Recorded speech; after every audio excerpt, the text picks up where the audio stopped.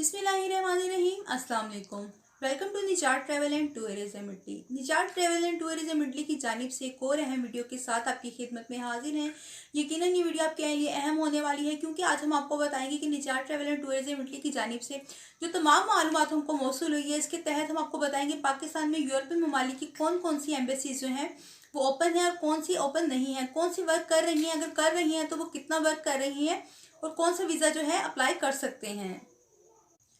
नाज़रीन, सबसे पहले तो हम आपको बता दें कि पाकिस्तान में जो यूरोपियन कंट्रीज़ की एम्बेसीज़ हैं वो जो तमाम एम्बेसीज़ हैं उसमें आप टूरिस्ट वीज़ा या विजिट वीज़ा अप्लाई नहीं कर सकते हैं। उसके अलावा अगर हम इटली की बात करें तो यहाँ सिर्फ आप स्टूडेंट वीज़ा अप्लाई कर सकते हैं या फैमिली वीज़ा अप्लाई कर सकते हैं।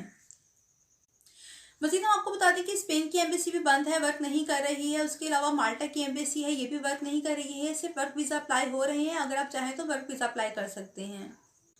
मजीद हम आपको बताएं कि पुर्तगाल की एम्बेसी भी बंद है, किसी किस्म के वीज़ा आप अप्लाई नहीं कर सकते हैं यहाँ पे भी।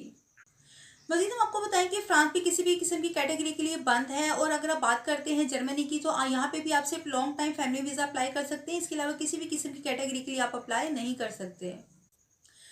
मजीद हम आपको बता दें कि कोविड-19 की सूरत हाल के बायस आप फिलहाल किसी भी यूरोपियन कंट्री में विजिट वीज़ा या टूरिस्ट वीज़ा अप्लाई नहीं कर सकते हैं, लेकिन उम्मीद की जा रही है कि अप्रैल या मार्च में ये कैटेगरीज जो हैं ओपन हो जाएंगी। लेकिन इनका इंहिसार भी फिलहाल कोविड-19 की सूरत हाल के ऊपर है। जैसा कि आप लोग जानते हैं, कोविड-19 की सूरत हाल को कंट्रोल करने के लिए, केसेस को कंट्रोल करने के लिए सफरी पाबंदियां लगा दी जाती हैं और मुल्क के अंदर भी DPCM लागू कर दिए जाते हैं। एक जोने से दूसरे जोने में आप जा नहीं सकते हैं।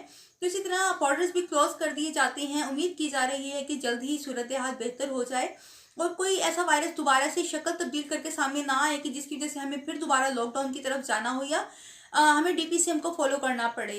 तो ये थे तमाम अहम मालूमात जो हमने आपके साथ शेयर की है निजात ट्रैवल एंड टूरिज्म इटली की जानिब से।